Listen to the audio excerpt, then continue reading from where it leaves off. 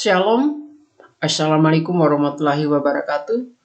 Om Swastiastu, Namo Buddhaya, salam kebajikan. Malam ini saya akan membagikan informasi seputar kebijakan pengadaan calon aparatur sipil negara untuk Kementerian Agama Republik Indonesia.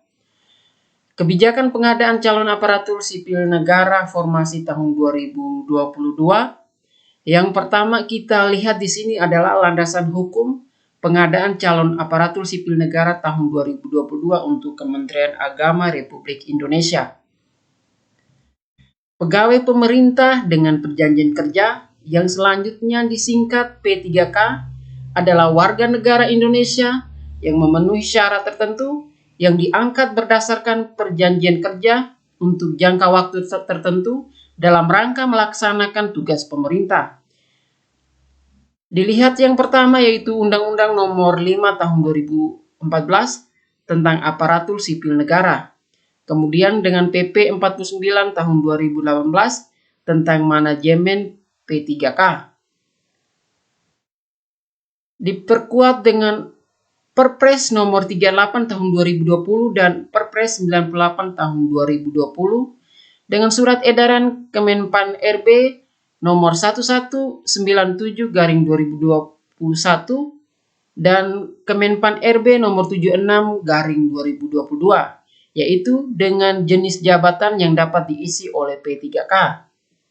Nah, untuk Perpres Nomor 98 Tahun 2020 yaitu mengenai gaji dan tunjangan P3K.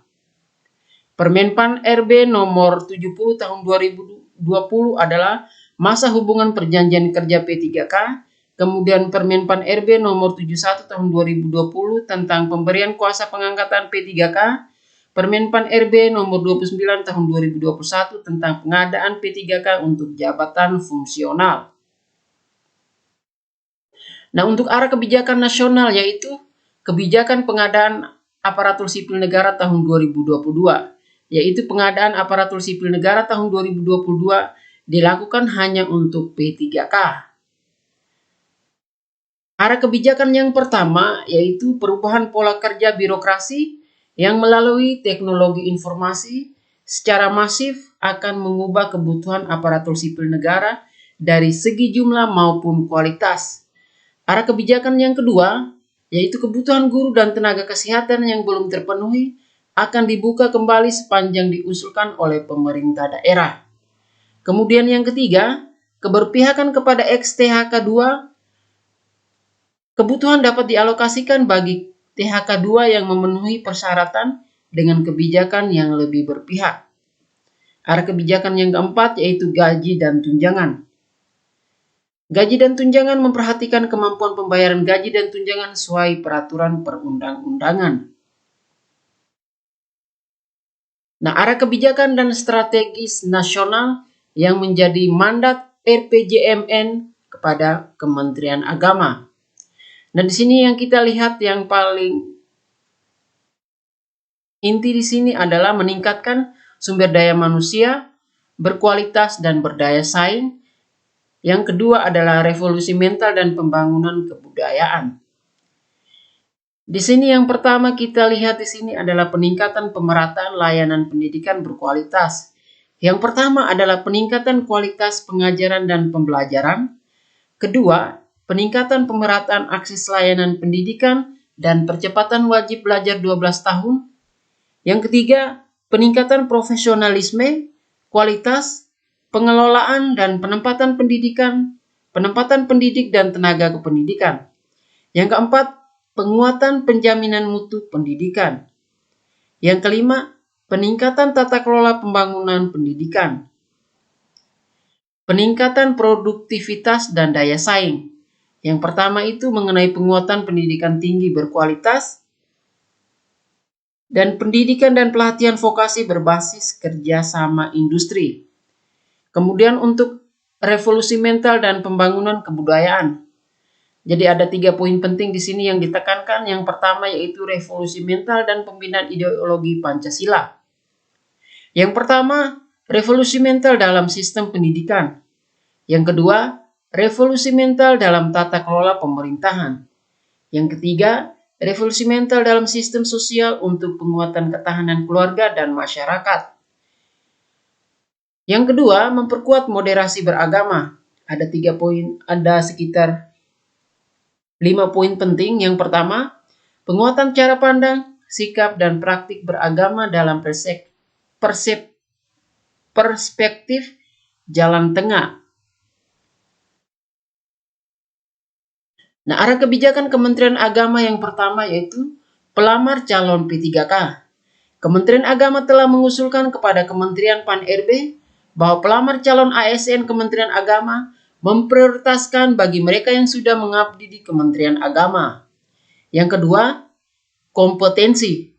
Calon pegawai pemerintah dengan perjanjian kerja untuk Kementerian Agama akan mengikuti seleksi kompetensi dengan sistem CAT BKN untuk mengukur kompetensi manajerial, sosial, kultural, dan teknis, serta wawancara berbasis chat untuk integritas dan moralitas. Yang ketiga, moderasi beragama. Calon pegawai pemerintah dengan perjanjian kerja Kementerian Agama akan mengikuti tes moderasi beragama menggunakan sistem chat mandiri Kementerian Agama untuk mengukur tingkat pemahaman dalam implementasi moderasi beragama. Yang keempat, profil ASN. ASN Kementerian Agama, pegawai pemerintah dengan perjanjian kerja akan memiliki kompetensi yang sesuai dengan kebutuhan jabatan dan memiliki pemahaman beragama yang moderat sehingga dapat mencapai tujuan Kementerian Agama secara keseluruhan. Nah, untuk persiapan umum calon pegawai pemerintah dengan perjanjian kerja. Jadi untuk persyaratannya sama seperti persyaratan yang ada di Kementerian Pendidikan dengan Kementerian Kesehatan. Nah, setiap WNI dapat melamar menjadi P3K dengan ketentuan sebagai berikut. Yang pertama, usia paling rendah 20 tahun dan paling tinggi 1 tahun sebelum batas usia tertentu pada jabatan yang akan dilamar. Tidak pernah dipidana penjara 2 tahun atau lebih. Tidak pernah diberhentikan dengan hormat, tidak atas permintaan sendiri atau tidak dengan hormat sebagai ASN, prajurit TNI, anggota Kepolisian Negara Republik Indonesia atau pegawai swasta. Tidak menjadi anggota atau pengurus parpol atau terlibat politik praktis. Memiliki kualifikasi pendidikan sesuai dengan persyaratan jabatan. Memiliki kompetensi dibuktikan dengan sertifikasi, keahlian atau keterampilan tertentu yang masih berlaku. Sehat jasmani dan rohani sesuai dengan persyaratan jabatan yang dilamar.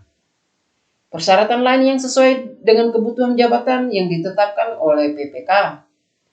Calon pelamar hanya dapat mendaftar pada 1 instansi dan 1 formasi jabatan saja.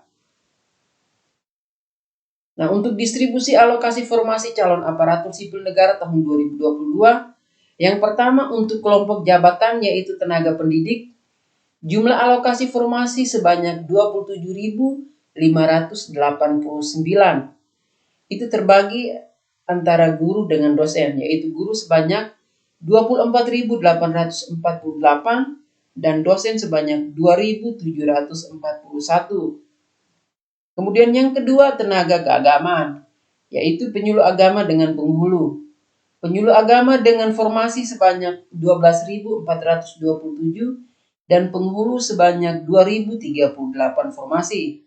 Yang ketiga, fungsional dan tendik, yaitu jumlah alokasi formasi sebanyak 7.281, sehingga total distribusi alokasi formasi untuk calon aparatur sipil negara tahun 2022 dari Kementerian Agama itu sebanyak 49.605. Nah, untuk surat penetapan dan rincian formasi setiap satuan kerja dapat diakses melalui sistem aplikasi yang telah disediakan oleh Biro Kepegawaian, Sekretaris Jenderal dan Penyerahan Formasi akan disampaikan pada hari Jumat tanggal 28 Oktober tahun 2022. Jadi pada tanggal 28 Oktober tahun 2022 sudah dikeluarkan surat penetapan dan rincian formasi untuk setiap satuan kerja, ya. Nah, perkiraan skenario untuk jadwal pelaksanaan. Nah, untuk jadwal pelaksanaan itu pengumuman itu dimulai dari tanggal 16 sampai dengan tanggal 13 November tahun 2022. Pendaftaran seleksi itu mulai tanggal 16 November sampai dengan tanggal 7 Desember tahun 2022.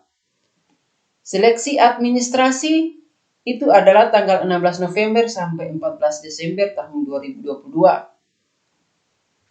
Kemudian pengumuman hasil seleksi administrasi itu selama 1 hari, yaitu tanggal 15 sampai dengan tanggal 16 Desember tahun 2022. Kemudian masa sangga tanggal 17 sampai dengan tanggal 19 Desember tahun 2022. Jawab sangga mulai tanggal 17 sampai dengan tanggal 23 Desember tahun 2022. Tanggal 24 Desember tahun 2022 adalah pengumuman pasca masa sangga. Kemudian tanggal 26 sampai dengan 27 Desember adalah penarikan data final. Tanggal 28 sampai 30 Desember adalah penjadwalan seleksi. Kemudian tanggal 2 sampai dengan tanggal 7 Januari tahun 2023 yaitu pengumuman jadwal seleksi per sesi. Tanggal 8 Januari sampai dengan tanggal 6 Februari itu adalah pelaksanaan seleksi. Kemudian pengolahan nilai yaitu tanggal 1 sampai tanggal 13 Februari tahun 2023. Pengumuman hasil yaitu tanggal 14 sampai 15 Februari tahun 2023. Masa sangga untuk pengumuman hasil tanggal 16 sampai dengan tanggal 18 Februari tahun 2023. Jawab sangga untuk pengumuman hasil tanggal 16 sampai dengan tanggal 22 Februari tahun 2023. Nah, untuk catatan bahwa jadwal tersebut berdasarkan hasil koordinasi dengan Kementerian PAN-RB dan BKN. Nah, kemungkinan untuk pendaftaran itu kita mengacu pada portal dari BKN yaitu SSCASN. Sehingga jadwal tersebut berpotensi berubah dikarenakan kebijakan nasional sampai hari ini masih menunggu jadwal resmi yang akan diterbitkan Kementerian PAN-RB dan BKN. Jadi mudah-mudahan Bapak Ibu kita mendoakan supaya perkiraan skenario itu sama dengan jadwal pelaksanaan. Sehingga pengumuman seleksi itu bisa dimulai dengan tanggal 16 November sampai dengan tanggal 30 November tahun 2022. Nah, untuk perkiraan skenario 2 yaitu jadwal pelaksanaan itu dimulai dengan tanggal 1 pengumuman seleksi sampai dengan tanggal 15 Desember tahun 2022. Kemudian pendaftaran seleksi itu adalah tanggal 1 sampai dengan tanggal 22 Desember tahun 2022. Seleksi administrasi tanggal 1 sampai dengan tanggal 29 Desember tahun 2022.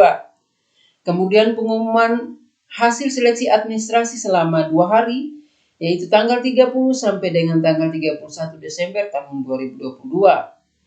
Kemudian masa sangga untuk pengumuman hasil seleksi administrasi dimulai tanggal 1 sampai dengan tanggal 3 Januari tahun 2023. Jawab sangga dimulai tanggal 1 sampai dengan tanggal 7 Januari tahun 2023. Pengumuman pasca masa sangga tanggal 8 Januari sampai dengan tanggal 8 Januari tahun 2023. Penarikan data final tanggal 9 sampai dengan 10 Januari tahun 2023. Penjadwalan seleksi tanggal 11 sampai dengan tanggal 13 Januari tahun 2023. Kemudian pengumuman jadwal seleksi per sesi tanggal 14 sampai dengan 20 Januari 2023. Pelaksanaan seleksi yaitu tanggal 21 Januari sampai 19 Februari tahun 2023. Pengolahan nilai tanggal 14 sampai dengan 26 Februari tahun 2023. Pengumuman hasil yaitu tanggal 27 sampai dengan 28 Februari tahun 2023.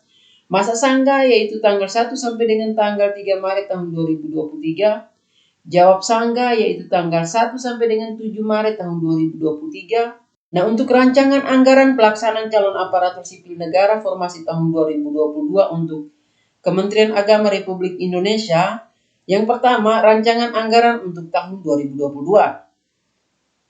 Satuan Kerja segera membuat beberapa skenario penyesuaian anggaran pelaksanaan seleksi calon aparatur sipil negara formasi tahun 2022 sesuai dengan perkiraan jadwal. Sehingga setelah terbit surat Menteri PAN-RB segera dapat diajukan untuk revisi anggaran. Kemudian rancangan anggaran untuk tahun 2023. Satuan Kerja segera menyiapkan anggaran pelaksanaan seleksi calon aparatur sipil negara Untuk formasi tahun 2022, proses lanjutan sesuai dengan perkiraan jadwal dan menyiapkan rencana seleksi calon aparatur sipil negara formasi tahun 2023 untuk CPNS dan CP3K. Kemudian untuk Biro Kepegawaian dan Biro Perencanaan. Biro Kepegawaian agar menyiapkan template rencana skenario penyesuaian anggaran pelaksanaan seleksi calon aparatur sipil negara untuk formasi tahun 2022 dan disampaikan kepada Satuan Kerja dan Biro Perencanaan mengakselerasi usulan revisi anggaran Satker. Kemudian untuk Biro Kepegawaian dan Biro Perencanaan di tahun 2023. Biro Kepegawaian agar menyiapkan template rencana skenario penyesuaian anggaran pelaksanaan seleksi calon aparatur sipil negara untuk formasi tahun 2022, proses lanjutan untuk disampaikan kepada Satuan Kerja dan Biro Perencanaan untuk melakukan kontrol terhadap kesesuaian anggaran Satuan Kerja untuk formasi tahun 2022 dan untuk formasi tahun 2023.